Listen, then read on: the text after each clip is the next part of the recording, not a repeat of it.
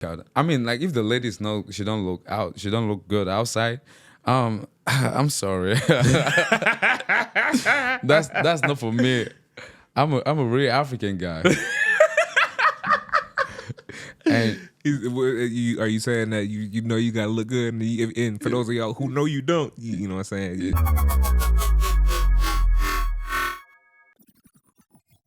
hello, welcome to another episode of the Benrolinsblueprint podcast. I'm your host, Ben Rollins. I want them.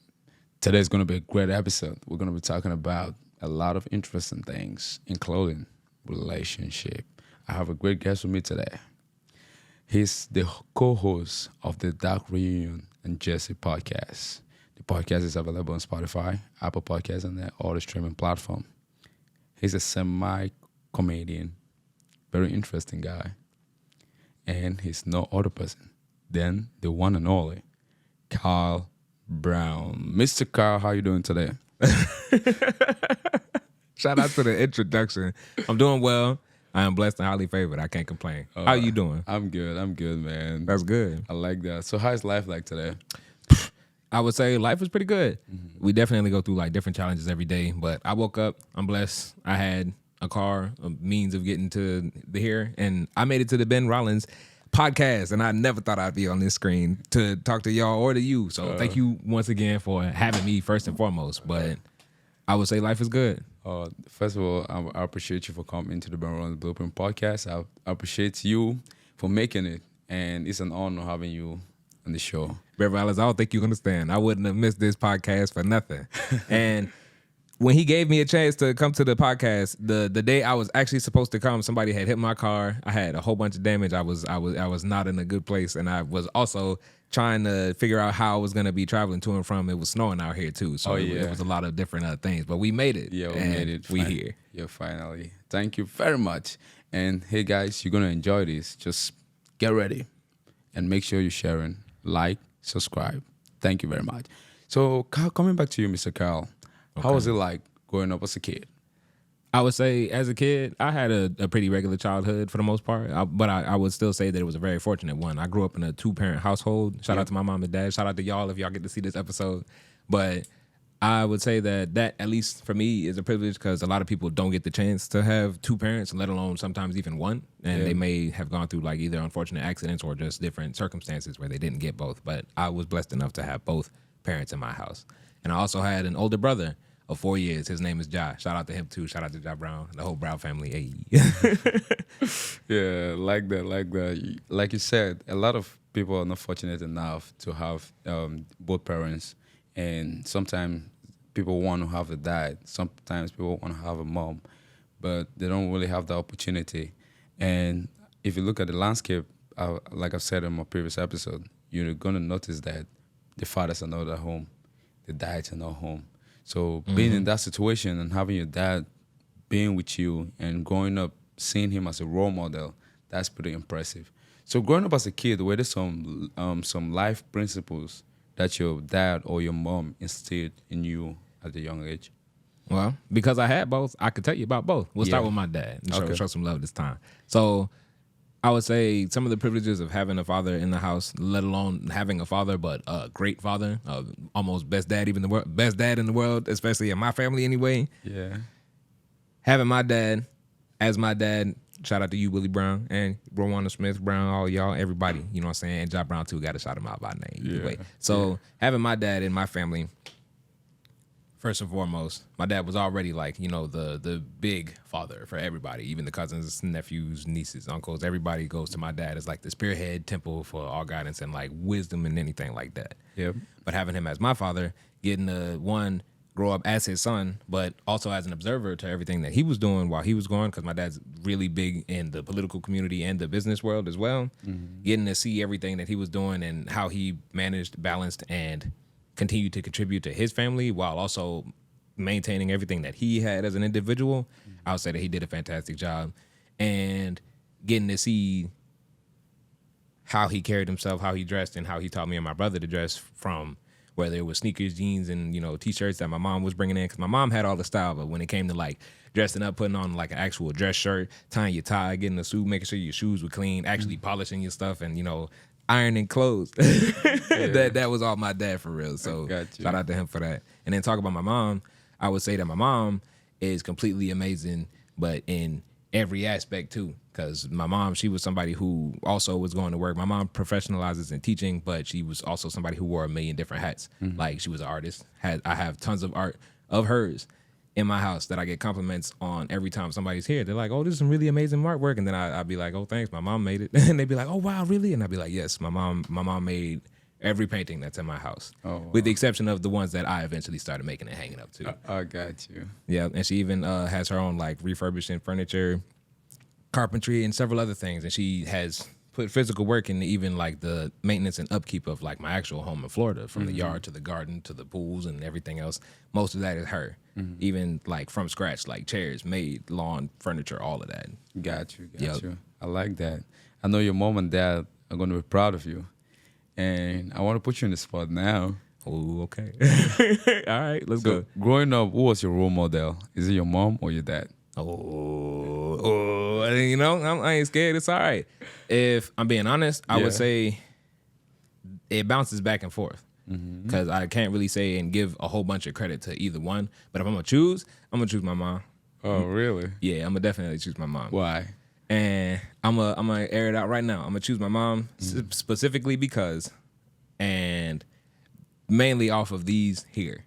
My mom, she did not have the same collegiate education as my dad. She definitely went to school and finished school and got all of that too. But my dad, during the time, and since, he's been following like the same career opportunities and everything like that. The exact example of a jack of all trades or a jack master in a specific trade. And my dad, while he also specializes in several different things, my mom, she is the example of getting in, putting in work, and wearing every single hat. Yeah. And keeping the rotation of hats going. While my dad would just, continue to upgrade the hat, and the hat would get so big, and, he'd do all kinds of stuff. My mom, she would involve herself in different pots, different things outside of the comfort range, and also continue to pour into the family just as much. And then sometimes when one couldn't do it, the other one would, and vice versa. They both kind of went back and forth. That's why I would choose the back and forth answer, but I like and am inspired by daily how my mom continues to jump in random different projects just to, one, try it, see how good she is, or see if it's something I want to pick up, get better at, or whatever. Like I never would have imagined as a kid when I moved out and started finding my own legs and living my own life, that as I started to move from home to home, and I'm hanging up all my artwork that I love it to look at when I come home, my mom painted it, or the couch that's in my house, my mom put it together. Oh, wow. That's So, good. you know what I'm saying? I never thought that small things like that and just specific interests and just being willing to take a leap of faith to try enough to be good or not be good, to continue to develop yourself, I would give that credit to my mom, because she inspires me to do the same thing. Oh, wow. I really appreciate you for giving us that valuable story. It's really touching. I mean, your mom is awesome. I can tell. I appreciate it. Yes, she is. Thank you. Yeah. So, like growing up in that situation, you always, like we all as kids, when we're growing up as kids, we always have like a future aspiration, our dreams, what we want to become when we grow up. What was your dream? What was your aspiration growing up as a kid? Just to make sure I understand, you talking about like the legendary universal question, like, what do you want to be when you grow up? Yeah. All right. So I had a few different answers for what I wanted to be when I grow up, but ultimately I knew, bottom line, I just wanted to make people happy. And that was my mission statement as a kid. If I was to put that on the resume, and then I learned that you can't just keep that on the resume. Yeah. I want to make people happy, or I want to help people. Usually most people who have that kind of desire, and as I continued to grow up, I learned most people usually just want to lend a helping hand or to uplift somebody when they need. But that was different to me, like every day. And as I continue to pray when I wake up and when I go to bed, all of that, I used to pray like, Lord, I just want to be able to help people, or to make someone happy, or to continue to do what I'm supposed to be here for. And as I found that as I was funny, or people would like smiling or laughing at stuff I said, when I would just express myself for a random thought that I had, I'd realize that laughter is a pretty good medicine to connect. Yeah. And people usually enjoy smiling more than they like thinking about the things that don't let them smile. You know what I'm saying? So I would say that at first, making people happy was my go-to.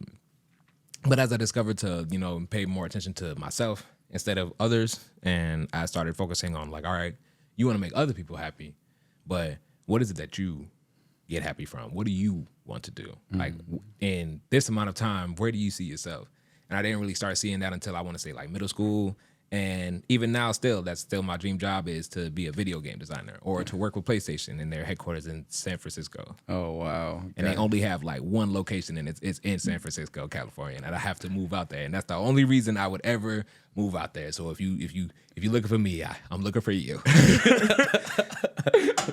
I am open and willing to go. What's up? Talk to me. Oh wow, that was a good one. Like, just coming back to the point you just brought up here, and you wanted to make people happy. I mean, at a young age, having that thought in mind is pretty awesome, because not everybody can think about making people happy. They just want to be like, hey, myself, me, what can I do to just better myself alone?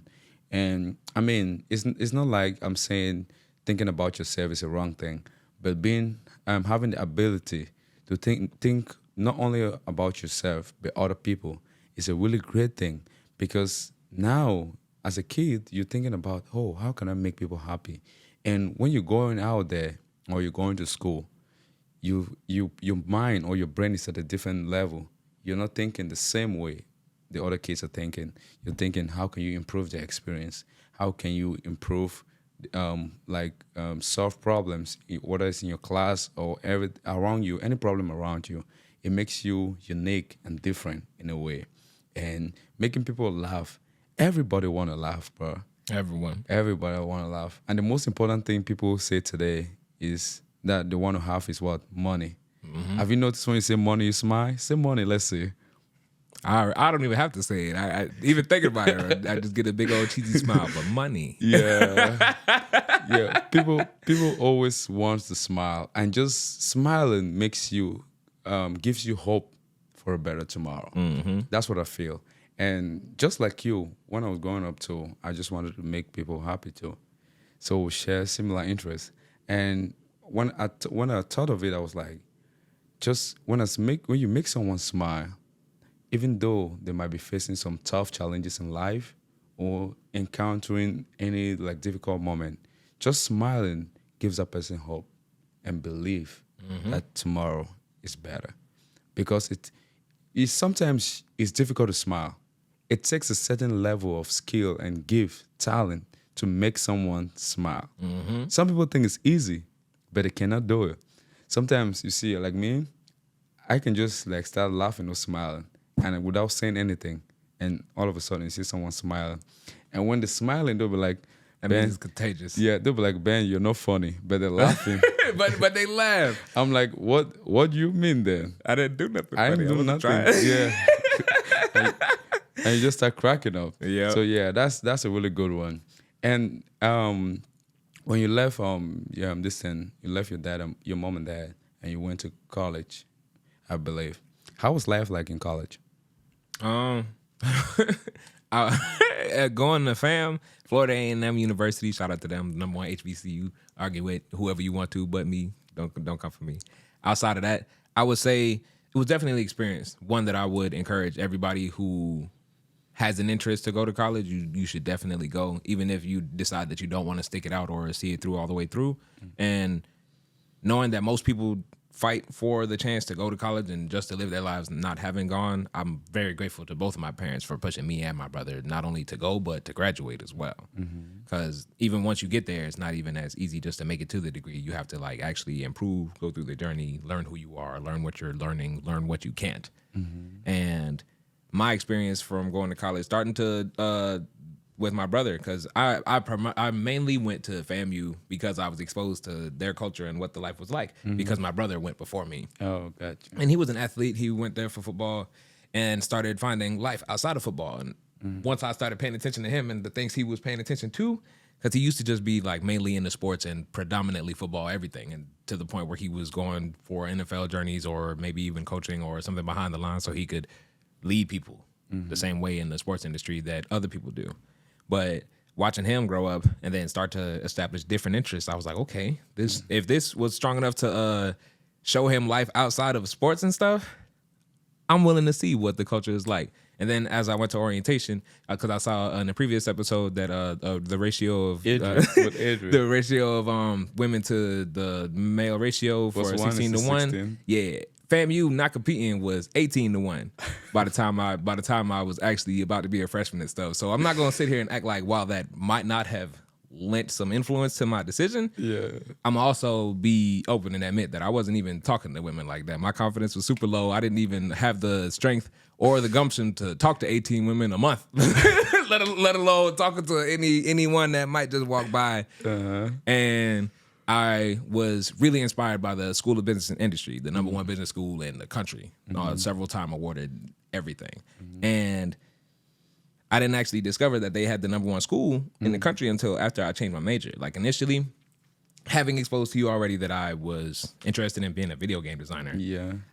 As I continued to battle how I would like to, contribute myself to whatever the world wanted to accept from me or whatever the case, I found myself wanting to help people. And I found the most helpful thing is usually helping people keep people alive or helping people. So I started out as a nursing major. My freshman year, the entire first year, took all the classes, passed all the classes, and I was getting ready to start getting involved in the nursing curriculum. But I realized along the way, one, I'm not as passionate about it, and two, I'm a lot more squeamish and like not settled in the stomach as far as like gore and real life instances. Like for example, if you got into an accident today and you wound up at my hospital, if I'm the doctor or the nurse or whoever, I was gonna be an anesthesiologist. I'll get to that in a second. If you're on my table and you all cut up and you need me to fix your body, I'm not the guy because I'm gonna throw up and I'm gonna be so sick. And one, I don't think you're gonna function with any of my fluids in your body that wasn't supposed to be there. And I'm pretty sure I'd get removed and I'd be banned from most surgeries. And things like that. And to a point where I decided to be an anesthesiologist, the guy who puts people to sleep, so the rest of the team could just come in and do what they do. But even then, that also comes with risk because not a lot of people are educated on the situations where somebody made a mistake or an anesthesiologist used a bit too much of the thing that put you to sleep and you might not have woken up. You slipped into a coma and things like that. So I realized it was a lot of liability with saving somebody's life, and I was like, this doesn't seem like something I'm willing to put the work in to master if I'm not passionate about it. So I ended up switching to business because I was actually passionate about that. Came to me naturally. I was excited to learn, excited to be exposed to the things that I didn't know.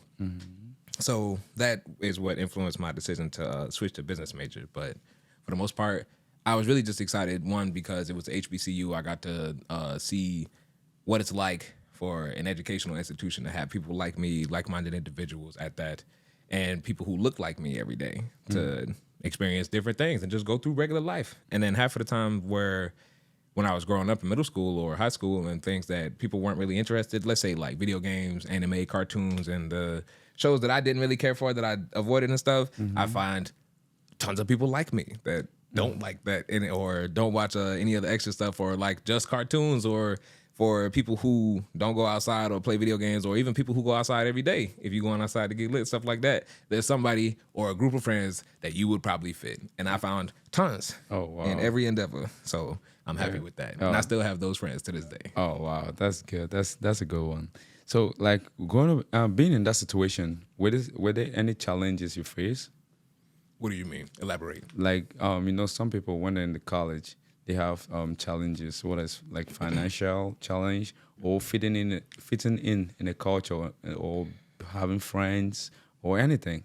Were there any challenges you had? I would definitely say yes. I had a few. Yeah. For example, I'll start with like being blessed and having the 2-parent household, and when times was easy and you were a kid and all your bills was paid for, food would be provided every day. Your parents had to keep you alive so they could get you out their house. You know what I'm saying? After you grow up and all of that, and if you're less prepared for it, and I happen to receive the foundation of the stuff, but once you start growing up and learning and experiencing life, life gets very customized to the things that you're specifically doing or the decisions that you make. So in the first few years of college, I would say, as I continued to wean myself off of my parents' financial assets and resources, I would say learning how to manage my money. And at the time, the job market and the economic wage and minimum wage, I'm pretty sure was like the average wage for everybody. And I was only making like $7.25 like an hour.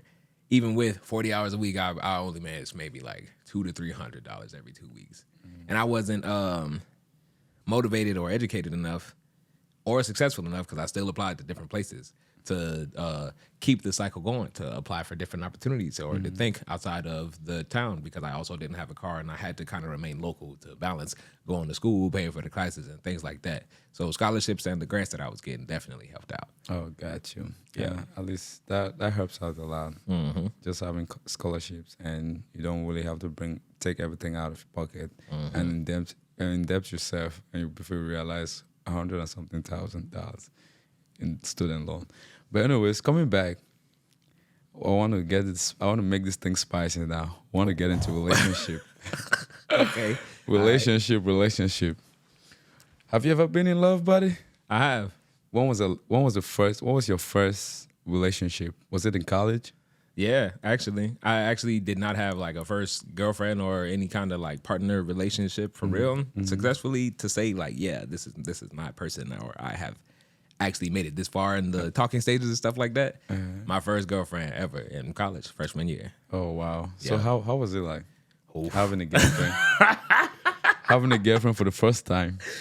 I'm gonna talk about the good, and then I guess I'll talk about the bad too. I ain't scared. It is what it is. Okay. So for me, I want to say that was definitely I couldn't even tell you how it was felt. It just felt like superpowers that I didn't realize were real until after you start actually going through it. And I learned that the cupcake phase and like all the phases afterwards are actual stages. You're just now meeting somebody, you getting to know who they are. They actually like you, you like them. Y'all want to hang out and do all kinds of stuff and actually go on dates and just enjoy what love has to offer and things like that. So not having the confidence or the success to say that I had it before, I was brand new. Didn't know anything like that. You green in some terms and stuff like that. So after having my first girlfriend and then even going through the relationship and realizing, sometimes you aren't as compatible or you grow apart, or sometimes you just start developing different habits and you two just end up becoming, let's say, different. Or sometimes the things in the relationship that made it work aren't making it work anymore. You just happen to grow, and as you grow, your relationship grows too, and as you have your own individual challenges, so does your relationship too, and even your partner. So that was a learning experience for me. It didn't work out, spoiler alert. You know what I'm saying? We not together no more. Oh, wow. Yeah, that's a good one. I mean, like going to your first relationship without really knowing a lot about, let's just assume, love and liking or anything, would you say you like that lady or you love her? And what is the difference between loving someone and liking someone in Kyle's Brown term? All right. So to answer that question, or to answer the series of questions, and thinking about it now from like a actual self-reflecting phase, I would say in most of the relationships, and I haven't even been in that many, I could count on one hand, and it's 4 for actual like girlfriend and relationships I've even established, situationships or otherwise. That is included still, the 4 on one hand. And even if my confidence is high, it may have people believe. To answer the question, I would say at first with the first one, I was definitely in love with the trial and error, because that's when you would learn that love can be blinding, and all of the different nothing bad matters because this is my person and I love everything about him. There's nothing that can, ever take away from that. But as you continue to, learn who you are and learn who they are and the different trial and error, even with different relationships, as you go from one to the next, you learn a bit more about yourself and things that you didn't know as you continue to progress. So as I progressed to, I want to say, the next relationship, because that was, I would say, probably the longest one I had been. Usually if I'm in a relationship for a while, I'm not necessarily just dating to date. And I actually am probably one of the few people who date to love and actually be with the person. And then if y'all actually work out, you get married and stuff like that. Yeah. The next one I would say was the longest one that I had ever actually been in. And in comparison to those, I'd say I liked the first one a lot until I didn't. And then, that's real. And anybody who knew me, y'all know why. I'm not even about to get into it. You could find out on a different day. But outside of that, the next one, when I was actually had the time and the resources to actually allocate to everything and everything like that, the next one I was definitely in love with, to a point where we had made it 3 years in, a little bit above, before we actually ended up, kind of stopping. Spoiler alert for that too. But after the third year, like soon as we hit the anniversary, I was already gearing up in my mindset, like I'm going to propose to this woman. I had already started establishing a budget and everything, and like was applying to different jobs so that I could start becoming, whoever I wanted to be to continue to maintain the lifestyle I wanted us to start having. And as ahead of myself as I might have been, I was looking at rings and stuff. I was like, she would like something like this, a little rock or a big rock. You know what I'm saying? How much is this, and how much money do I need to earn to get this, start paying for a wedding and stuff like that. And it was just going, I would say. But around the time that I had started experiencing like start getting ready for marriage and stuff, I would say on the other end, I didn't really receive the reciprocation. Like, all right, so I'm not sure if this is where we still going. And as we continue to start having conversations and things like that, she would expose to me, like different perceptions. I'm seeing, rainbows, butterflies, and cupcakes and stuff, and then you wasn't really seeing that like that. And it is what it is. You can't really be mad if someone's not necessarily ready for that kind of thing. But as I started to communicate, let's pay attention to the elephants in the room. Let's not push anything under the rug, and let's actually take some time to break through it. You start to observe that some are not necessarily willing to put in the kind of effort or the energy or the time or anything like that to actually put it in there to get the work done and out the way. Instead of, removing problems, some people usually have more challenges and difficulties doing that. And I would say at the time, too, we both needed to work on ourselves and actually learn how to communicate to each other, too. So I would say there were different things that played the role in, I guess, what happened as far as, that not working out. Yeah, I mean, thank you very much for giving us your insight, your this experience in relationship. I'm going to come back to you. I have a question for you, but before I ask you that question, I want to say this about relationship. I'm not really an expert per se. Neither am I. We both just learning. It's okay. Yeah, we're learning. But I've found out that the three things that keep every relationship, just three things. One is knowledge. What is knowledge? Right information, principles, not facts. Principles are laws that never change. They're unchanging truth. But facts are just a present description of things. It's a fact that you're here now. The truth is, you're going to be going to your house in a couple minutes or an hour time. That's fact. So you got to have knowledge on some truths. That's principles. And the second thing is understanding. Understanding is you comprehending the knowledge that you got. And the next thing is wisdom. Wisdom is application. How do you apply? That's the difference for real. For those of y'all who don't know, between knowledge and wisdom, wisdom is the application, experience of the knowledge applied. So you're applying. That's the application, like you just said now. So if you have those three things, knowledge, understanding, and wisdom, it makes a great relationship. Because now, when you're sitting down and you guys are not really getting along, sometimes you know that, hey, communication skills. You got to come and communicate effectively, because you have to know how to communicate. And I want to say this: anybody can say, "Oh, Benrolins is wrong or Benrolins is right," but let me talk to you, the audience, for a second. There's some things, there's some needs. Every man or every woman or every boy or every girl, every lady or every guy has a need that needs to be met. As a lady, you're dating a guy, what are his needs? What are the needs that you got to fulfill? So I'm going to say this. The number one need of every man, do you know what it is? Okay, hold on. Oh, wait, what is it? The number one need of every man is sex. Huh. You want to argue that? I might, a little bit. Yes, actually. I'm going to say that's not the number one on this side. Oh, Talk about it. No, sorry. The number one is respect. Sex is next. Yes, number one is respect. Every man wants to be respected. I like that number one definitely more than the other. Yes, every man wants to be respected, and a man interprets respect as love. If a lady respects a man, that guy thinks that lady loves him.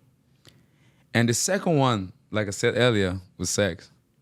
Not and sex after marriage, please. That's what Benrolins preach. But I'm gonna jump in because I want to add. but you can do whatever you think is right for you. I'm just saying my own opinion. But yeah, sex after marriage because every guy is always ready. Ladies are not ready, but somehow we're created that way. We're just prepared. We're just prepared, and like if you married, for those who are opportune to be married at this time, like the guy is just always ready to go, but the lady might not be ready. So you got to know what the lady's needs are. But coming back to the guys, the next thing is every guy want to always have like the recreational needs. Like some guys love sports, some guys love some other stuff like walking, doing some exercise or anything. So recreation is very big for every man. And then going to the lady, these are some of the needs every lady want. The first need of a lady is affection. Affection. When you're affectionate towards a lady, she interprets that as love. Do you love, like some guys are going to sit down and say, oh, I'm not affectionate. I don't love affection. Man, you don't need to love it. Do you love gasoline? You don't love gasoline. But in order for your car to function, what do you got to do? You got to put gas in You the got car. to put gas in your car. You got to get gas. So you need the gas to make it work. It's not a point about you liking affection or not. It's like, hey, this is if you are dating a lady, you got to be affectionate towards her. What is affection? It's not all about like, oh, doing something big or small. It's just like making sure she knows that you're thinking about her. Let me give you some tips. If you're married or you happen to get married, you can just write like a little note, like you're the best woman I've ever seen in my life. You wrap that paper up and put in her shoes or something. And when she want to put her shoes on, she see the little note, and maybe you might be somewhere. You see the way she's going to treat you that day she's going to treat you like a king. There's just some little things that you can do. Just walking by the street and you just cut a tree or a flower and just like, hey, I was thinking about you on my way home. Yeah. Or even like, hey, I know you was hungry. You probably didn't eat. I got you some food. I got that you you something. like. Just that thought, like the effort makes her feel, oh, this guy is number one. He's the best. And the second thing is communication.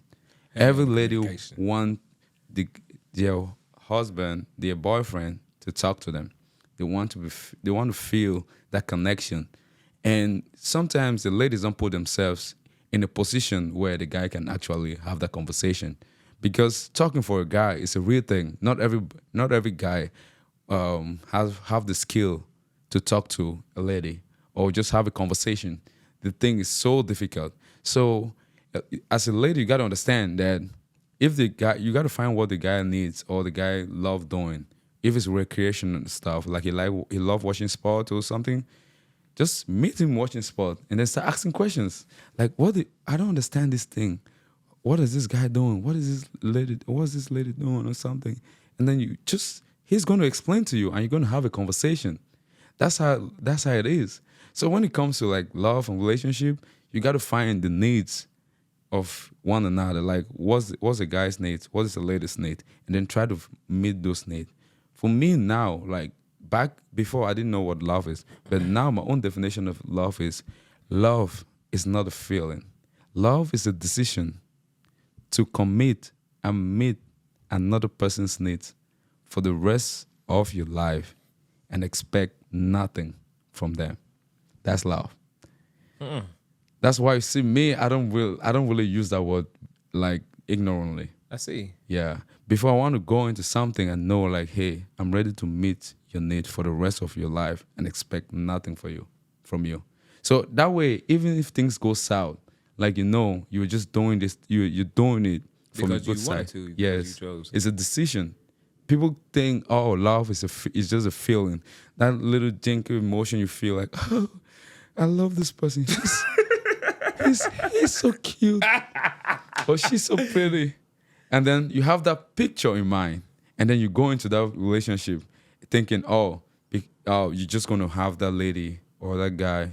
He's going to be the same way every single day. And they start noticing, sometimes let's just assume you're a guy, you meet a lady, and then you see her without makeup. It's like, damn, what did I get myself into? It's, it's like, is this who I want to spend the rest of my life with? Man, if you ain't like her with no makeup, you didn't like them. Yeah, so that is what it is.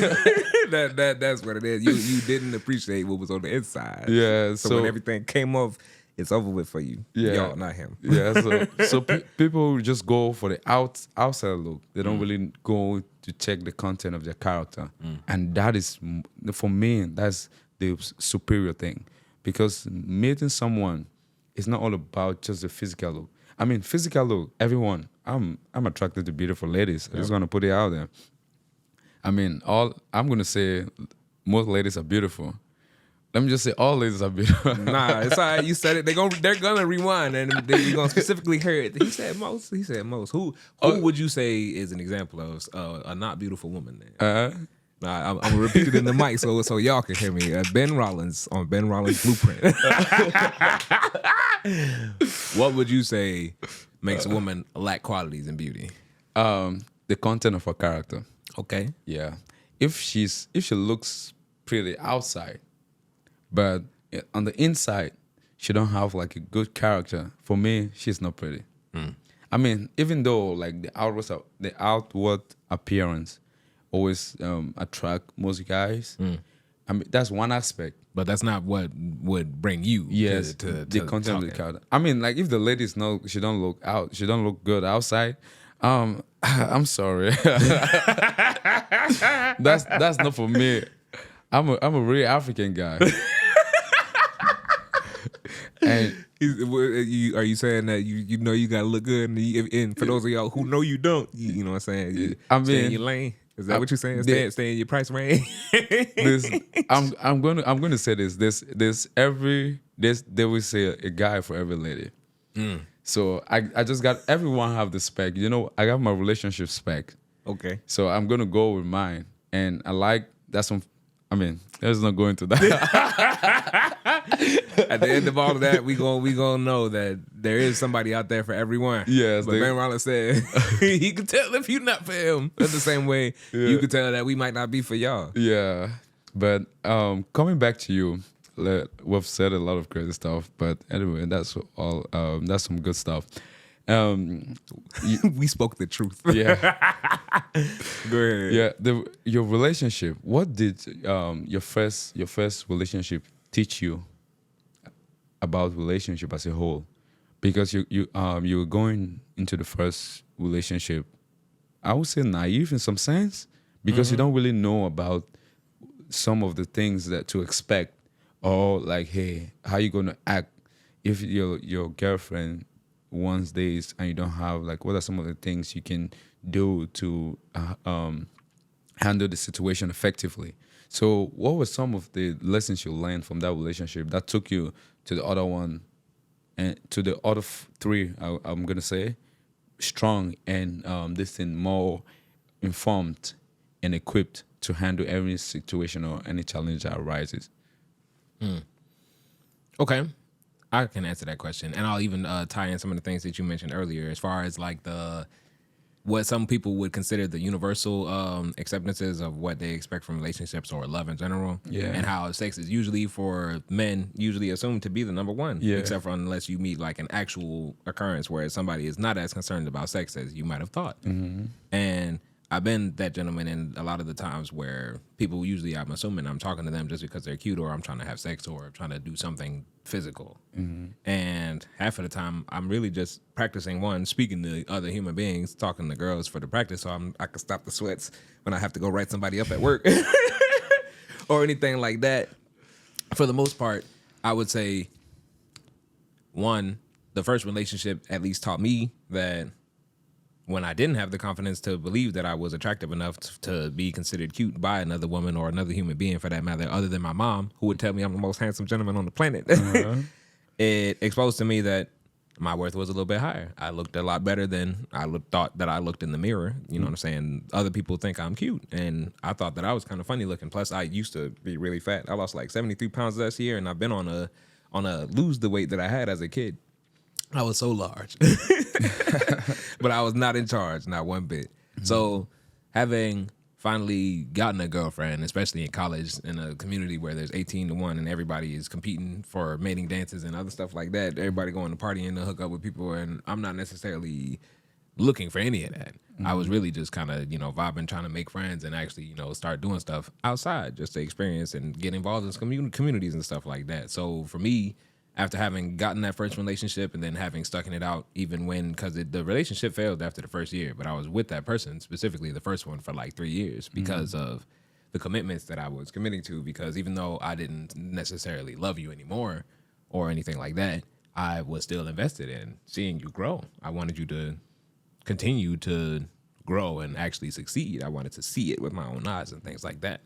And it was through that I learned that even if you lead people somewhere or you try to get them to want more for themselves, sometimes unless you have it for yourself, you're not going to have that drive to actually follow through and go do something. Or if you don't feel like getting up today to make your life a bit better and you actually don't, you're going to make the choice ultimately. But some people may want you to make different choices or different decisions. And then as I continued to, find love and continue to attempt finding it or whatever the case, I learned that along the way, there are other people. There are other fish in the sea. As cliche as it sounds, if the first person didn't work out, there might have been somebody around the corner waiting for another opportunity, or you might have just needed to go through that experience to learn those are not the experiences I want to be around. You know what I'm saying? I don't like people who waste my time or don't value my time and energy or the attention or the smaller things or even the larger things that I do. And then the next one, who I was getting ready to propose to, and I was preparing all of that, it was the complete opposite experience. Like, I met someone who was just like me, watched all of the shows, ate all of the same foods, and did everything that I had done. And we, right off the bat, we were super connected. But even at the time, like, it felt almost too good to be true for me to even feel comfortable even doing that. And honestly, it's because of the feeling too good to be true that I kind of was afraid for the most part, because I even feel that in every relationship I've been in since. So with that being said, I learned, one, who I was and the things that I liked and disliked in my own partner, mainly because of the experiences that I learned that this is something that actually bothers me, because I have a very high optimistic energy. I'm really good with dealing with negative things and turning it around. I'm a half cup full kind of gentleman, I would say. But the first few trial and errors, I would say, taught me that paying attention to how empty the cup might actually be is also important sometimes, because maybe your partner might not be the half cup full. They might be more proactive or long-term seeking or things like that. We might need a 3/4 cup full to make it this long or something like that. And the first few times, actually, I was not paying attention to signs and indicators like that. So as I continue to learn who I'm involving myself with, I'm also learning about myself and the things that I do and the things that they might not like, or some things I need to work on myself. Because to believe that you're in a relationship and only your partner is the only wrong thing, I would say, is one, immature, or two, you're not aware of who you are or the things that you might be stepping on and violating, because you could also be making them turn gray in the head or pissing them off every day and doing things that you don't even think are inconsiderate. Gotcha. So I would say that learning yourself and learning them was something that I learned how to do from trial and error, and I wouldn't have got the chance if I didn't actually shoot my shot to start talking to people for real. So Yeah, got you. Now that you've had some valuable experiences when it comes to relationship, what are some of the qualities you look for in a lady? I would say, if I'm looking, I would definitely prefer, because it's not mandatory, I'm not going to make you change who you are. If I'm attracted to who you are from inside and out, then that is what it is. And if you are to me, that's how it's going to go. But as far as traits that I would look for specifically, I'm looking for, number one, a sense of humor. Because if it's one thing I don't like, is people who don't have like the sense of humor at all. Like, it could be the most funniest shit going on around you, or somebody, like, even right now, like, he's laughing and stuff and he's talking, he just feels the energy and shit. But like you just negative, they be down, can't enjoy a joke, can't take a joke for anything like that. Like, Taking life too seriously. yeah, that's not funny. And everyone around you is laughing, even myself. Like, you're not funny because you don't have a sense of humor. You don't got a funny bone in your body. And I need you to get surgery. And they sell funny bones on the internet. You can find it at Amazon, most likely. And if you get it from our building, they'll probably send it to you. As long as I'm on the shift. Oh, wow. But we're going to be all right. So the sense of humor is your number one. That's definitely number one. the number two that I've learned is super important is also communication. Because if you can't really communicate, that means one, you can't really explain who you are. You can't talk enough to answer the questions you need to learn from your other partner or whatever the case. And if y'all have an issue, if y'all continue to act like everything is okay, or if you're unable to talk about it, some issues do grow. You get larger problems from ignoring the smaller ones, things like that. But even all negativity aside, communication is how you continue to grow and learn together. And unless you speak or talk or however you're able to articulate yourself or express yourself, you're never going to be able to remain yourself if you don't actually like talk about what's going on in your brain. Everything goes on in the brain. And I'm pretty sure I learned in college. It was a biblical quote that I had heard that I'm unable to replicate word for word, but the concept I've never forgotten. And it was to somebody that God was speaking to, and he told him at the end of his life, for every thought that you had in your head, if every thought you had was a grain of sand, you would have made many beaches in your lifetime. And I thought about it because it was a time where I had just started to experience like actual adult level stress. I'm thinking about grown up problems that I never had as a kid. Like when I was going to recess and I used to go outside and imagine what my girlfriend would look like, I never thought that I'd be going to work like for all of my time outside of class to just afford to take us on this date on this time, because I ain't got no car and I'm spending my money trying to keep myself afloat and do stuff for you. And then, even if you happen to be in a relationship where your partner isn't working or stuff like that, and you have to now invest or sacrifice to some, but I consider those kinds of things investments because it's going to come back in some way, shape, or form. Whether or not it's financial, if they pay you back, or if it's through memories and experiences that y'all now get to have for the rest of your life. So it's a lot of energy that you have to be willing to put in, but without a sense of humor to make it to that kind of stage, or being able to communicate, and set expectations, you never really get anything like that. Yeah, I mean, I like I like your list, by the way, but I mean, you gotta understand sometimes some ladies are they don't really have the sense of humor. So You ain't lying. I met a few, and I hated talking to y'all. And I'm gonna say that because I don't like that. You could be dry by yourself. Yeah, I mean, you can say all the jokes in the world, but their problems is bigger than your joke. Yeah. So they can't laugh. So I mean, if you're one of those ladies, please just ease up a little bit. Even if you don't ease up, and if I'm talking to you and you have no humor, I'm gonna find myself laughing out loud at how anti-funny you are, and I'm gonna expose like you really okay? Yeah. You want to talk? Something bothering you? Yeah, you just touched a very good point. Like communication is one of the qualities you look for in I would say, a beautiful lady. But I want to say this: like communication is very important. And sometimes people don't really know how important it is. Not even in just like intimate relationship. Like relationship with your friends, relationship with your parents, relationship with anybody. Communication is so important.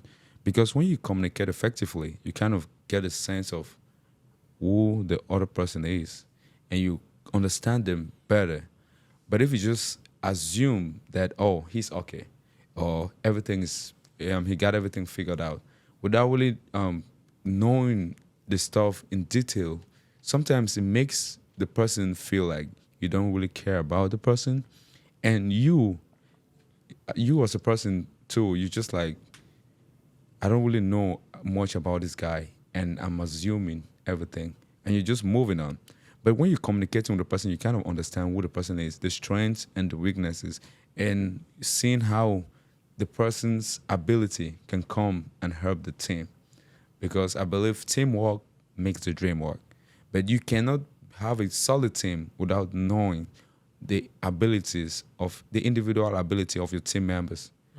But how do you get the individual ability of your team members? It's through communication. And how do you communicate? You got to go into every communication with positive intent. You don't go to any communication knowing anything or assuming anything. You just knowing, like, it's just the same as you want to. Let's just assume you see a beautiful lady on the street. You're like, oh, what's the first thing that comes to your mind? A pickup line. You got to find a pickup line to get the lady's attention. So let's just assume you're working in the company and you have like some team members. How are you going to get their attention? You just say something. Like, at least when you're working with someone for a while, you know what they're interested in. let's just say sport is something that like most people kind of Okay. like, or music or something. Just fine. Like, hey, what's your favorite music or something? People want to tell you that. Those are some of the things they feel like, oh, you care about them at a deeper level to know their favorite song. Once they say that, and then you're just like, hey, how you doing? Everything okay? Just something to grab their attention. Because you might be talking with someone, and if you don't have the attention, they might just be throwing out words, but they're not really with you. It's just like, please get out of my face. Just responding just to Yeah, respond. yeah, they're just responding just to make you get out of the face. Yep. But once you get their attention, they're like, oh, okay, now this is something serious. And then they're talking. So when you know, like, learning the communication skills is one of the greatest things that anybody can do for themselves. It's the greatest investment. Because when you know how to effectively communicate, I'm not going to sit here and say I'm the best or the most effective communicator ever. I'm still learning. I'm going to say I'm below the base right now. But as I'm learning and growing, I'm doing the podcast as well. You're going to be noticing some differences in how Ben Rollins was when he started and this journey that he is today. So you're going to be seeing some differences in how I communicate, how I deliver the message, and how we strategize on our plan, on how we deliver this in the episodes to you. So like communication is very important, and people take it so lightly, but it's one of those it's one of those skills that you really got to sit down and start investing more of your time in order to achieve. Because being in a situation and you know how to communicate, it puts you at the higher level. You have the advantage. Because if someone comes in and the person don't know how to communicate, they want to learn from you and you give insight. And today, it doesn't take much to be an expert in this world.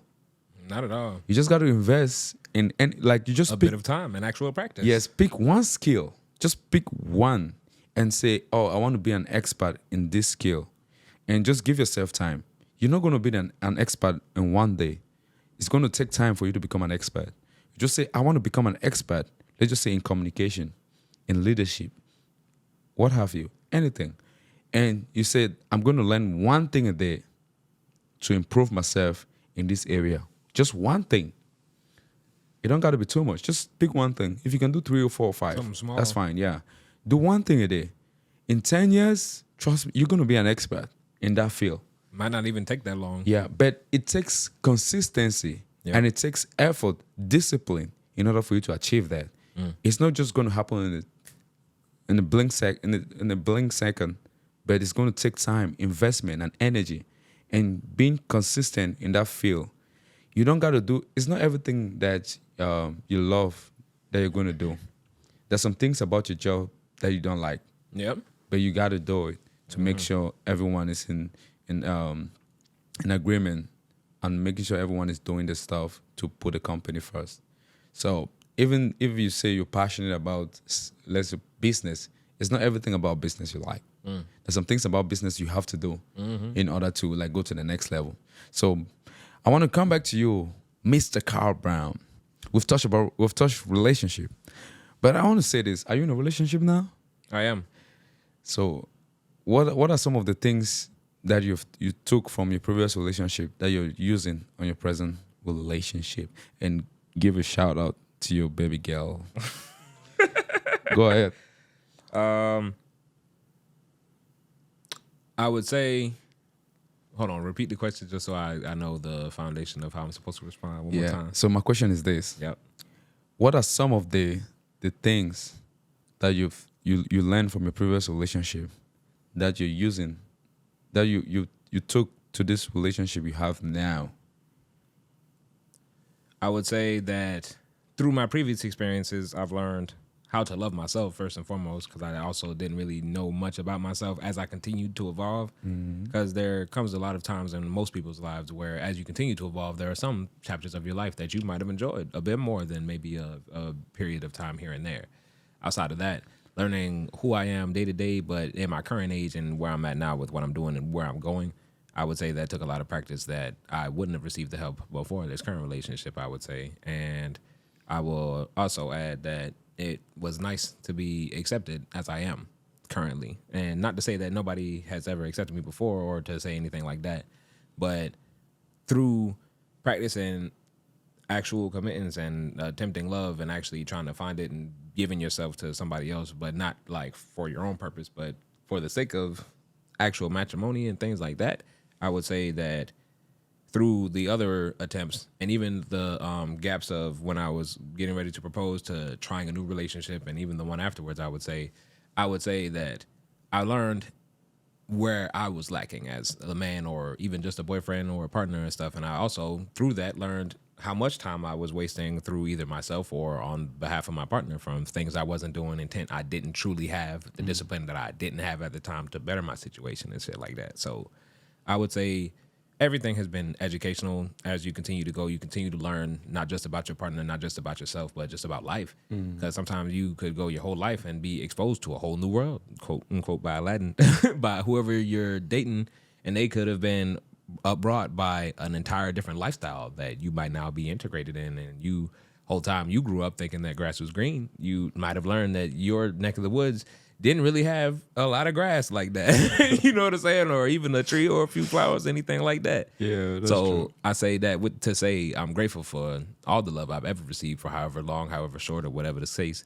But I'm grateful now to myself for loving myself enough to try again or to be confident in failing or feeling like I wasn't enough or I'm enough for myself to be happy enough to want to spend time with anybody, let alone just being alone. You know what I'm saying?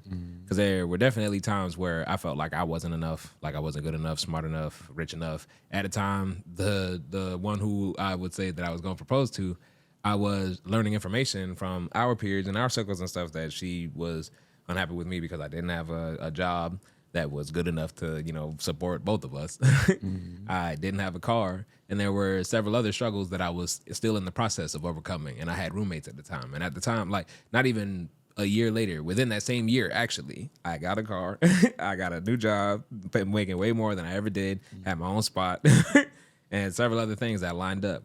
It was just a matter of time and I guess willingness to see it through. And I guess a lot of the effort that I was grinding in behind the shadows, maybe if I was more verbal or expressive about the work I did behind the scenes to get to better places and stuff, maybe it would have changed the circumstances. But ultimately, I'm glad that it didn't because God had other plans for me and, life also had different plans and different things that I wouldn't have experienced if I would have stayed where I was.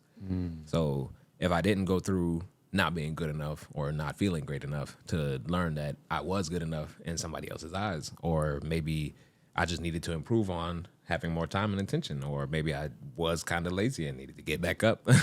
Maybe I needed to actually show interest in earning everything that I wanted so I could have it instead of wishing for it or trying to manifest it. Because without actual effort and work, you'll never actually see the things you're manifesting for real. Oh, You yeah. could sit here and wish for different chances, but unless you go out to look, you'll never actually see them. Yeah, man, you really touched on some important point.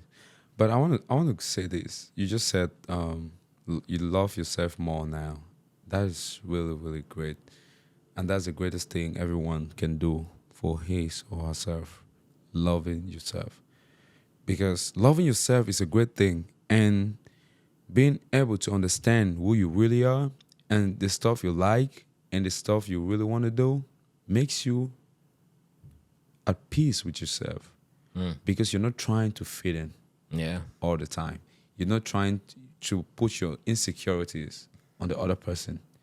Because when you don't love yourself, there are some things that you watch your mom and dad do that you're trying to get from that person. And when you don't see that thing, when you don't start seeing those things, you're just like, oh, is she the one?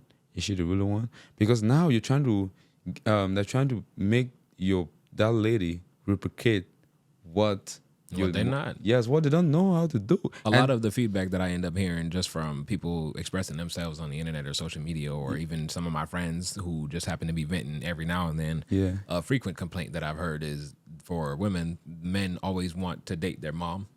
Yeah. Or somebody who replicates a lot of the things that a mom did. And it took me a long time to stop closing my mind to what they meant by that. And I'm pretty sure, and some of y'all can comment in the comments if we might be wrong or not in the ballpark. But I think what they meant by that is they wanted to be taken care of, catered to with every whim, cry, or anything like that. But I would say it goes a bit deeper than that as far as, because I know I would not want to date my mom specifically. One, because that's kind of weird. But two, because my mom is an individual woman who, even if she's my mom, there are some things about my mom that, I wouldn't want in my partnership. Yeah. Like, I don't need my mom to date me and stuff. I wanted somebody else who I have as my own, somebody totally different, a different total crayon instead of, the mom crayon. You know what I'm saying? Plus, I would say, I think it's more centered about how, for at least most men that I know, a lot of us who don't get the exposure or the practice to talk to women to get the kind of experience we would need to be a mature man who can take care of whoever he's with. I would say that a lot of us usually just end up kind of wanting somebody to have as a supporter, let alone somebody who likes us or is willing to cater, bend over backwards, and do all the extra stuff that we don't even really need, because half of the time we already had plans to do it ourselves. Or we were going to, until we got distracted by a beautiful woman. That's true. So, guys, if you're watching or you're listening to this podcast episode today, and you have a girlfriend or have a boyfriend or have a husband or have a wife, and you want her to replicate what your mom and dad were doing, or some of the experiences or some of the things you saw from your mom and dad, I'm sorry. You give it this. That's too much pressure and too much baggage on that person. You gotta let that person love you the way they know how to. Let them express themselves and be comfortable doing it. Because when you put in a lot of pressure on that person, it might not last, because that baggage is too much. It is. And the person carrying that baggage is like, oh, I don't know how to be like your mom. I don't know how to act like your dad or something. But if you let a person love you the way they truly want to love you and care for you, they're going to express them and you're going to be happy. But if you keep having this some kind of crazy thought in mind, I'm like, hey, my mom used to do this thing this way, and so you have to do it this way, and blah, blah, blah. That's too much baggage. Just let the person accept you for who you are and love you the way they truly know how to do it. That way you're going to have a good relationship. And love does not keep any relationship together. Love does not keep a marriage together. Love does not keep an intimate relationship together. If you agree with me, drop on the comment section below. If you don't agree with me, drop on the comment section below. Let us know. What keep a relationship together? I said it earlier. It is knowledge, understanding, and wisdom. Those are the three things that keep a relationship together. Knowledge, like I said, is information. True information. That's knowledge. Understanding is comprehension. And wisdom is application. Once you get those three things, you go into any relationship with more resource, more knowledge, and knowing how to navigate any challenge that arises. Because mind you, there are a lot of challenges. Most of us are just in the surface of relationship. We've not even gotten into the deeper layer yet. We're just trying to figure this thing out. But I'm telling you, based on my experiences and based on the, some of the wisdom I've gained from some of the greatest mind when it comes to relationship, I'm just giving you my insight. And just think about it. Don't just wipe it away like, hey, you don't know what he's talking about. I mean, wisdom, when you hear wisdom, you can relate with it. But when you hear something stupid, you're just like, nah, that don't make sense. But if you think it's wisdom, try to apply some and see how it change your life. But if you think it's just crazy stuff I'm saying here, ignore it or disregard. But I tell you, you're going to have a wonderful life if you just apply some of the things I just said here today. I want to come back to Mr. Kyle for a second. Mr. Kyle, I hope you're not tired yet.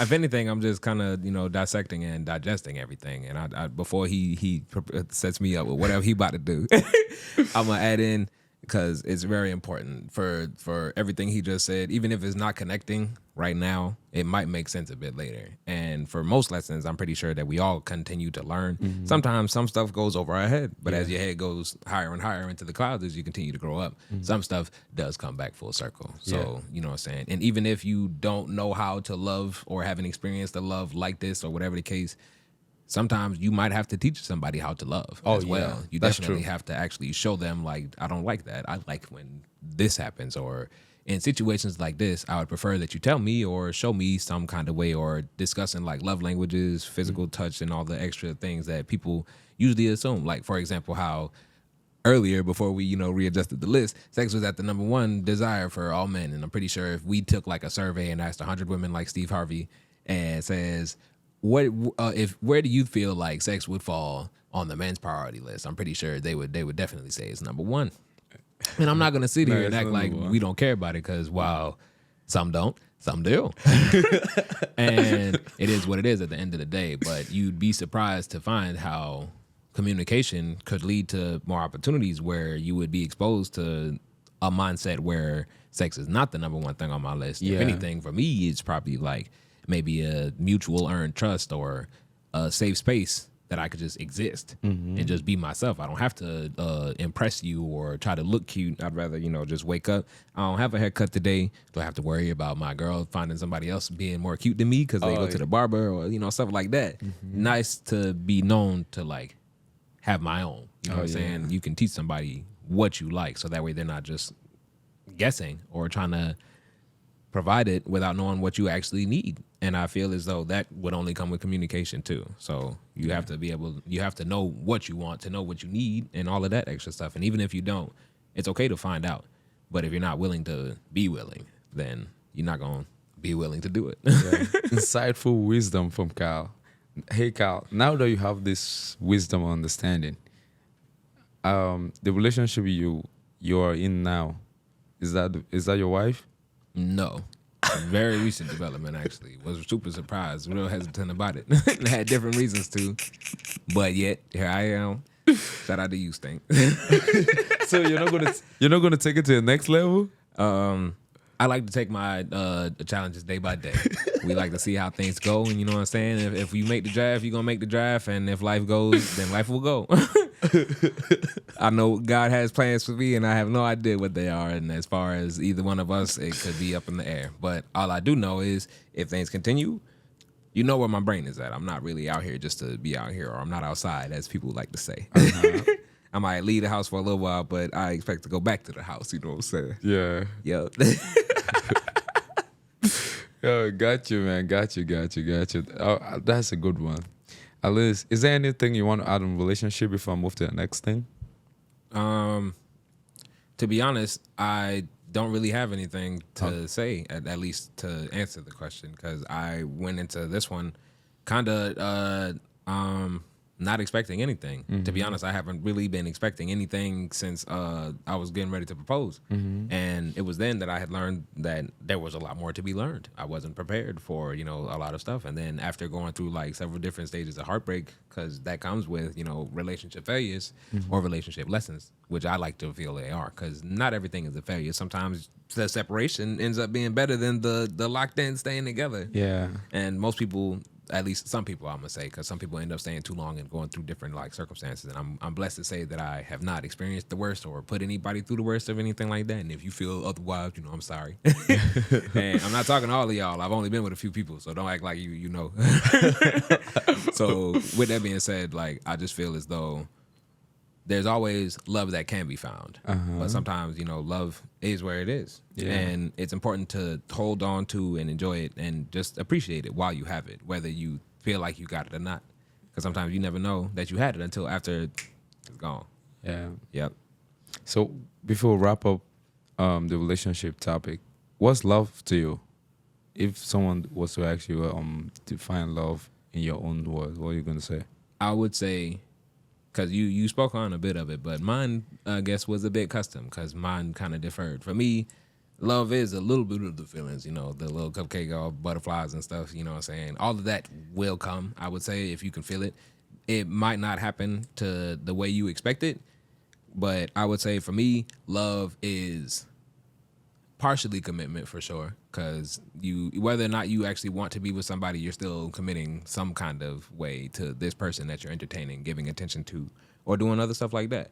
And for me, it's the willingness to actually be a part of the group. You know what I'm saying? Because for some it's just 1 to 2, some it has more. I'm good with the 1 and 2, and if you about to be the number 1 or the number 2, that means that we're a duo, a team. And I enjoy seeing the teamwork to make the dreams work for real, because it's usually just a dream. You get all dreamy eyed, having daydreams, and start thinking about the other partner and stuff. But when y'all actually start doing things, creating the experiences, having the tough conversations, having nice conversations, making memories, experiences, and just making it work, time continues to fly. And usually in moments like that, that's when you learn that time is kind of an illusion. It goes by real fast when you're having a good time. But when you're not having a good time, time starts becoming agonizing, stressful. Yeah. You have a lot more filling gaps. Yeah, something just came to my mind right now. I want to ask you. I want to say this before I ask you this question. I want to say, I'm from Africa. Okay. And back in Africa, we don't really. I'm gonna say situationship is not really a thing. Like I don't really know. When I was in Africa, I didn't know like situationship is like a major thing. Until when I got to America, I started hearing people talking about it, like situationship, friends with benefit, and so on and so forth. So have you ever been in a situationship? I have. I have only been in one, for real. So what made you be in a situationship, and what is situationship, by the way, for someone like me who don't know? So for someone who doesn't know what a situationship is, and y'all can correct me if I'm wrong, hop in the comments, be like, yeah, he don't know what he talk about or anything like that. As far as a situationship is, my understanding, some may defer, is where you and your partner, whoever you are interested in, y'all talking or whatever the case, but you don't necessarily have a label or something to say like, this is my girlfriend, this is my boyfriend, this is who I'm dating, this is who I'm together with. But you always are kind of spending all the time together. You're doing everything that couple or a couple would. Y'all are basically together. You're not talking to anybody else, or sometimes people do. I don't. Don't waste my time with that. But for me specifically, my situationship was, I guess, in a sense, kind of complicated because I was still rebounding from love in general and being brave enough to try just to learn that I was good enough and I could have. But by the time I would say that I was more interested to actually get in the relationship or to do the relationship, a lot of time had passed. And when you're wasting a lot of people's time, you don't necessarily stay as committed or disciplined or anything like that to giving all of the attention and things like that. And I would also say that me and my partner at the time, we both have and still have constantly different life evolutions happening, different waves of trials, challenges, and stuff. So while we continue to support each other, we both kind of continue to grow as individuals. And it was through observing myself through that relationship that I learned I wasn't ready, at least at first. And then as I was ready, I realized I had wasted a lot of time and I don't have a lot of time to give like that. And I also had several things that I needed to work on. So I didn't feel as confident to commit all the way, knowing how flawed I might have been. And I think that was just an excuse for me to be afraid and not really fully commit. And that's why I feel like I just wasted their time. So how long did this situationship last? I would say I'd only been out here for like 3 years. Didn't talk to nobody for like the first year and a half. I would say about a year, a little over a year. Oh, wow. Going to probably a year and a half. And we've been friends for like 2 years now, but I would say we were super committed to that situationship for about like a strong year, a bit over. So is there a difference between situationship and friends with benefit? I would say a little, yeah, because friends with benefits, as far as my understanding of that goes, because, you know, like I mentioned, and I'm going to keep mentioning it, I don't talk to a lot of people. But as far as friends with benefits goes, through the periods and the situations that I've learned and have had the chance to been in, a friends with benefit, I guess, is somebody that you are friends with. Y'all might have a lot of commonalities, or you may have a moment or two where you actually just are trying to receive benefits or participate in relations that, you know, you can't fully commit to. And you're not about to link up or be a couple with somebody, but you want to continue to be friends and y'all just want to have sex and do stuff like that. While a situationship, it's a bit deeper than that. You have more feelings involved. You actually do like this person likes you. For whatever reason, y'all not together. As complex and messy as it might get sometimes. Sometimes it's pretty simple, straightforward. Just can't do it right now. Or can do it, but for some reason ain't doing it. And then that's usually when it becomes messy, as after you continue to pour into the relationships that aren't pouring into you. You know what I'm saying? So if you are going to do some stuff like that, please refer to the knowledge, communication, and the application to earn the wisdom so that you can, you know, move correctly. Because otherwise you will just end up hurting each other. I would say, or at least that has happened in a lot of the times until people end up cutting it off. And usually people stay too long before they cut something off. Oh wow, man! Thank you for giving me insight up on situationship and friends with benefit. I'm gonna say I didn't know much about all the stuff. I'm just learning situationship and friends with benefit. But I'm gonna say I don't see why people are gonna go into a situationship or this in friends with benefit. If you see that the person is not there, why even do that? So I agree with you completely, to completely go against everything that I was just talking about. Because that's actually what led me to not being as confident with the situationship, to not feel like I was good enough to lock in for real, especially knowing that I had a lot more challenges to bring me away from everything that I would have wanted to stay for. So for some people just know out the gate, like, yeah, I'm not trying to be in a relationship right now. I don't have the time. I don't have, I'm not with it. And they still want to, hang out and be with it and have the sex and do all the extras. But for me anyway, my situation was mainly because I actually did know at the time that I did not have the time, and I found time a lot later on, and we both ended up just kind of being friends with benefits until we ended up basically in the situationship as a couple, but never actually was like, yeah, we're a couple now, you know what I'm saying? And if you out here watching it, you know what I'm saying, technically you are and was my girlfriend for real, but I enjoyed my privacy enough to not want anybody in my business, especially in the environment that we are, with news traveling faster than you even getting the chance to share certain things. Especially that last detail that I just shared. After having been on the front line of visibility for any and everybody to just have access to any of my business and almost being an open book, there was a very long period in my life where I just did not want nobody in my business. Don't bother asking me questions about certain things. Don't ask who I'm dating. Yeah. That's my business. That's not yours, and whatever the case. And that was why my situationship was my situationship like that. It wasn't because I wasn't willing to be the boyfriend. It was mainly because I was still healing. Found myself still enjoying the company, and we both enjoyed each other to the point where we would hang out and we would essentially be boyfriend and girlfriend without the boyfriend and girlfriend's titles or shit like that.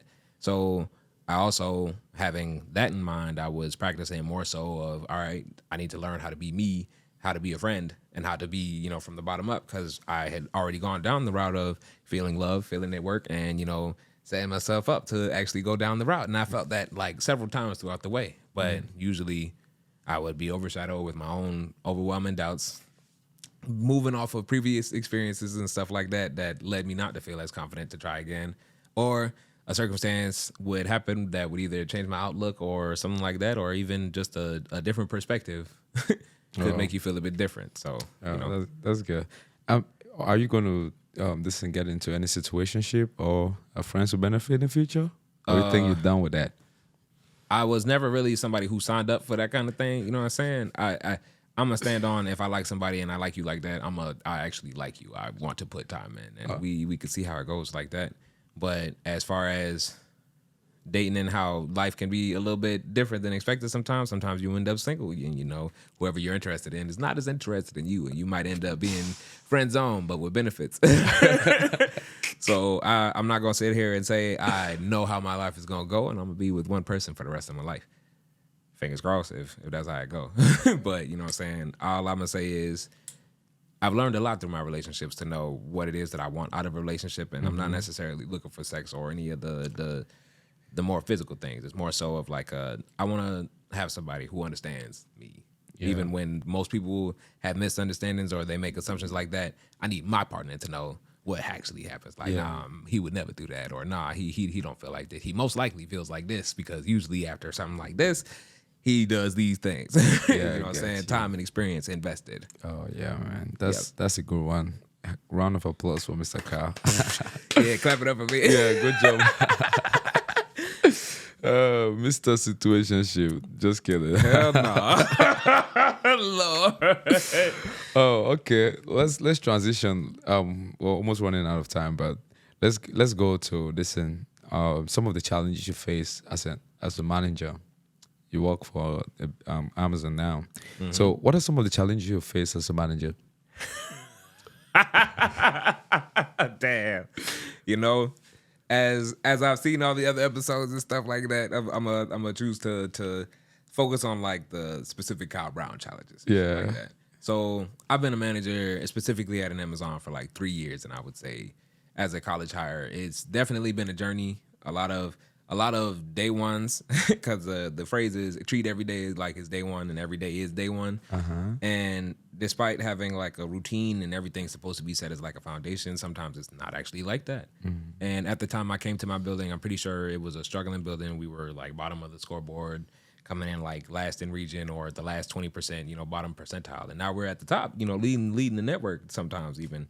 And I would say I had a lot of success, but a lot of challenges too. And all of my success was uplifted by the people underneath me. And a lot of my challenges usually come from the people above, and trying to find the balance in the discord and how to be the bridge between the two. And I've had a lot of practice to learn how to do that, to even do it successfully, because me and my team, we were running the board for quite a while. Had the best records in like Q1 and Q2 2023. Shout out to the RT squad. Y'all know who you are. Yeah. And we were out here doing a lot of things. But every day as we continue to build the family culture and everything that I was doing to bring everyone together, because I used my talents to, one, be the liaison between the aboves and the below to make everybody the same platform. Because whoever you are, whatever you do, I'm going to treat you like I work for you. Because ultimately it's my job to serve and assist. Yeah. As your manager, I'm here to remove barriers so that we can be led to a better location at the end of it all. And I'm responsible for a lot of decisions that most people don't usually get the chance to make. So I put a lot of my time and energy into making sure that we win on all sides, whether even if it's like an above instruction to do something that I'm not necessarily comfortable with. If I have to do it, I have to do it, of course. But I'm going to do it and then come up with better ways to achieve the same result without all of the negativity or the bad experiences for the most part. And for a long time, that was working. I had really good connection scores. Everybody loved me, and I got a lot of like love and attention, to a point where I would hear it when people moved me to like a different shift, or I end up in another department or something like that. And after they move me, a lot of the departments end up kind of going down, not as successful. People aren't as connected, or the environment usually, after hearing from the feedback from the associates, is like, it's not as happy, it's not as positive, or they don't bring the energy or stuff like that. And I found myself trying to teach people how to create their own energy instead of, just emphasizing one person's thing. You know what I'm saying? Like, if we're a team, everybody got to play a specific part. It can't just be like, all right, so Kobe Bryant was leading the team. Now Kobe not on the squad no more. The team is just garbage. You know what I'm saying? Yeah. I need everybody to have like a permanent mindset so that you can come to work to do what you do, to play the part that you play. Yeah, you just touched something great. What you just said now, I think is really profound, because I'm going to say this, especially working at Amazon. Most of the times people want to be the most important person on the team. That's meaning when they leave, or let's just say when someone is off work, they want the team to go down because they want everyone to know that they were the most valuable asset to that team. And that is a wrong thing. I agree. That's wrong thing. That's why they can't make permanent progress. Yeah, because now you just, but it works in Amazon though. It works because people, people are, let me just say the higher ups, they were just saying, this person is the most valuable person. You see, when he's not here, there's no progress. Like, the team goes down. So he's so awesome. But the thing is, for me, that's not the right thing, because your team got to be more better when you're absent than you're present. So you got to try to empower everybody to make sure they're great, work on the strengths and the weaknesses to make sure they're just like you. They're learning, they're getting wisdom and inspiration from you and from what you're doing. So that way they're not going to, fall short. And when you're not there, they panic and so on and so forth. But man, we don't really have time. But I want to get to you. What are your future aspirations right now? I would say future aspirations for me, definitely a lot more progress with Dark Reunion and Jesse. If any of y'all have never heard, shout out to all the Dark Reunion and Dark Reunion affiliates. Please make sure to check us out at itsdark_reunion. And that's me and my podcast group, and we all do a bunch of different endeavors instead of just podcasts too. If you end up enjoying anything like that, give thanks to Ben, because he is the one who put me on as far as that. And for all of y'all who was watching from Amazon, if you was expecting me to come out the block, we not doing that right now. You can come back to the next episode. Yeah. But yeah, as far as that, I would say hopefully having at least like 1 to 2 years, maybe 3 at working at PlayStation, because that is a long life dream for me, for real. Because at least video games has done a lot as far as like my own mental development, because I was able to design and actually implement and come up with 2 actual successful ones, not available for marketing or promo. And I never thought that I would be able to do that. And I like finding myself at the end of a full circle, like looking at something and then finding myself in the thing. Yeah. And then even later on becoming the one who makes the thing for other people to enjoy. Like that was a nice little turnaround for me. I like that. So if there was one, this is my last question. Go for it. If there was one advice that you could give to your younger self, what would it be? If it's to my younger self, Yep. I would say something that I probably actually would have needed to hear. Because saying like keep believing in yourself and all the extra stuff is inspirational to me, but I already did kind of believe it to myself. The one thing that I would say is to get up and do it right now, today, and follow the 1% better every day and don't fall off type. Even if you're giving yourself like a resting day or something like that, the start now, suck now, so you can be better. Like be brave enough to be trash. And then give it a solid, good try. Be trash, and then learn why, and then practice and improve. And then, like, in the same time, with time, you'll actually be perfect at something you were scared to do. Yeah. Yep. Hey, guys, there you have it. It says start now and be ready to be trash. In future, you're going to be better. Just being consistent, doing it over and over again, improving every single day, you're going to be better at your craft. Yep. There you have it. Today's episode. It was so awesome. And I thank you, Mr. Kyle, for coming in today. Thank you. Thank you very much. I really appreciate you. And you really gave us some insightful thoughts when it comes to relationship and your experiences growing up. So I really appreciate you for that. And guys, we're doing a great job like sharing the content. And I want to appreciate you for doing that. So far, we have 284 subscribers and over Maybe hit the microphone. Congratulations. and, Oh my God. and over 27,000 views on YouTube the last time I checked. And our audio listeners are also like sharing our podcast to the friends. And we are right now on about 16 streaming platforms. So if there's any streaming platform that you want us to add on our list, just write it on the description below and we're going to include it. But so far, you can check us out on any audio streaming platform and YouTube. And that's a great one. I really thank you for everything you do. Please keep on sharing, liking, subscribing to our channel. And share. I really appreciate you for everything you do. Our goal, like I said earlier, is to reach 1,000 subscribers by March. I know we can do it. Let's go, team. Absolutely. And let's do it. Share with your friends and loved ones. It's a great one. Benrolinsblueprint Blueprint comes to an end. See you on the next episode. Thank you very much. Bye-bye.